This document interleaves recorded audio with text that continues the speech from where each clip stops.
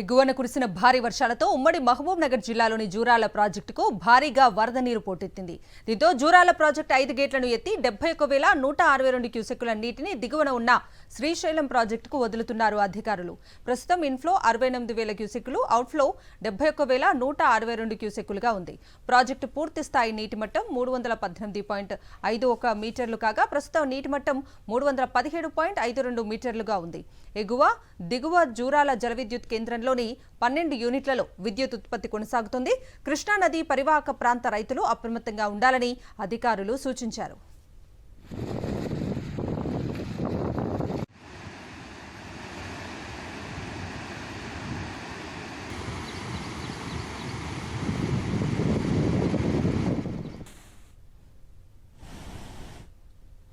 శ్రీశైలం డ్యాంకు వరద ఉధృతి కొనసాగుతోంది. దీంతో ప్రాజెక్టు 7 గేట్లు ఎత్తి 1.87 లక్షల క్యూసెక్కుల నీటిని దిగువన ఉన్న నాగార్జున సాగర్ కు విడుదల చేస్తున్నారు అధికారులు.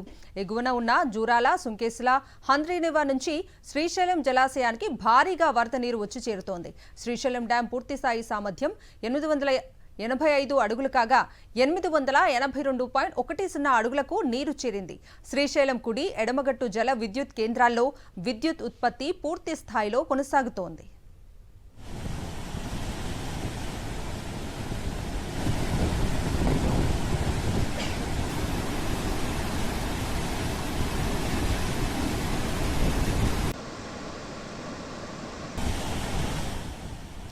కృష్ణానది పరివాహక ప్రాంతం పశ్చిమ కనుమలలో భారీ వర్షాలు కురుస్తున్నాయి.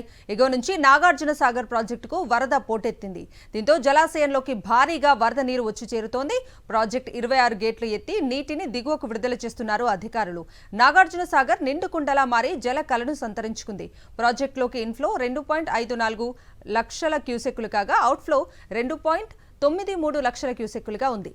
జలాశయం పూర్తి స్థాయి నీటి మట్టం 590 అడుగులు కాగా ప్రస్తుతం 588.50 అడుగులకు నీరు చేరింది. ప్రధాన జల విద్యుత్ ఉత్పత్తి కేంద్రంలో పూర్తి స్థాయిలో విద్యుత్ ఉత్పత్తి కొనసాగుతోంది.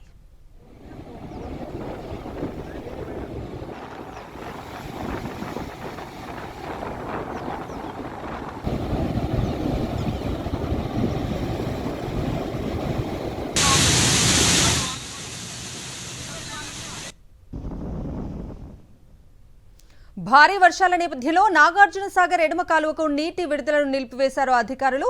ఇప్పటికే ఎడమ కాలువకు పలుచోట్ల గండిపడే ప్రమాదం ఉంది. వేసవిలో కనీస మరమ్మతులు చేయకుండా నిర్లక్ష్యంగా వ్యవహరించారు అధికారులు. గత సంవత్సరం ఎడమ కాలువకు 2 చోట్ల భారీ గండ్లు పడ్డాయి. వందలాది ఎకరాల్లో కోతకు గురై ఇసుక మేట వేయడంతో తీవ్రంగా రైతులు నష్టపోయారు.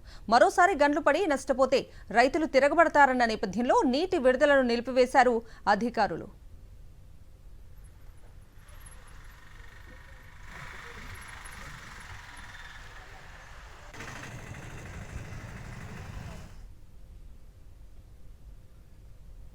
సూర్యాపేట జిల్లాలోని పులిచింతల ప్రాజెక్టుకు వరద ఉధృతి కొనసాగుతోంది.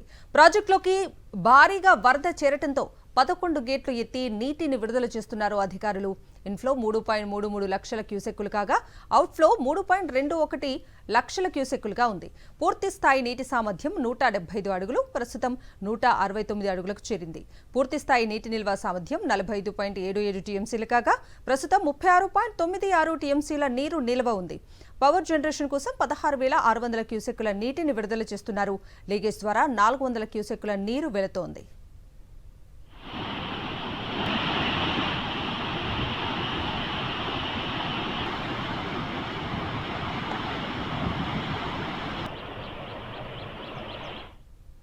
నెల్లూరు జిల్లా సోమశిల జలాశయానికి వరద ఉధృతి సాగుతోంది.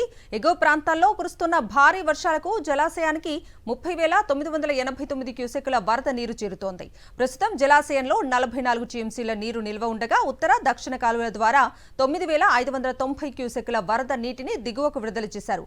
జలాశయం పూర్తి నీటి సామర్థ్యం 78 టీఎంసీలు.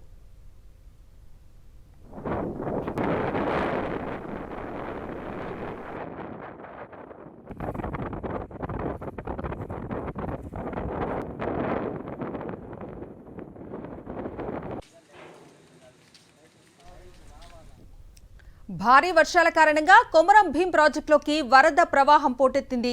4 గేట్లు ఎత్తి నీటిని దిగువకు వదులుతున్నారు అధికారులు. ఇన్ఫ్లో 8,194 క్యూసెక్కులు కాగా అవుట్ఫ్లో 4,184 క్యూసెక్కులుగా ఉంది. ప్రాజెక్టు పూర్తి స్థాయి నీటి మట్టం 243 మీటర్లు ఉండగా ప్రస్తుతం 237.35 మీటర్లకు నీరు చేరింది. లోతట్టు ప్రాంత ప్రజలు అప్రమత్తంగా ఉండాలని అధికారులు సూచించారు. గుండివాగు ఉప్పొంగటంతో రాకపోకలకు అంతరాయం ఏర్పడింది.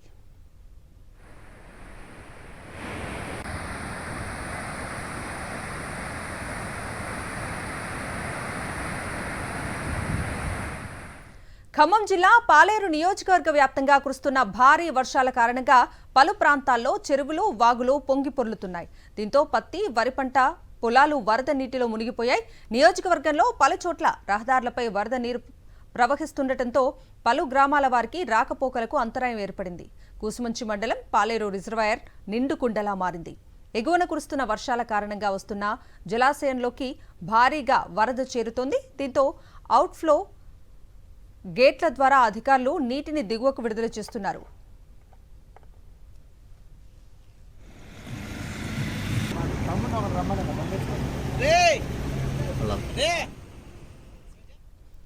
తెలంగాణలో కురుస్తున్న భారీ వర్షాల నేపథ్యంలో హుజూర్నగర్ నియోజకవర్గంలో వాగులు పొంగి పొర్లుతున్నాయి. పాలకవీడు, మఠంపల్లి, గరిడేపల్లి, మేళ్ల చెరువు, చింతలపాలెం మండలాల్లో కొన్ని గ్రామాలకు రాకపోకలు నిలిచిపోయాయి. లోతట్టు ప్రాంతాల్లో ఇల్లు జలమయం కాగా పంట పొలాలు నీట మునిగాయి. వర్షాల కారణంగా సూర్యాపేట జిల్లాలోని విద్యాలయాలకు ఇవాళ సెలవులు ప్రకటించారు. వాగులు దాటే క్రమంలో జాగ్రత్తలు తీసుకోవాలని, వీలైనంత వరకు ఇళ్ల నుంచి బయటకు రావద్దని అధికారులు సూచించారు.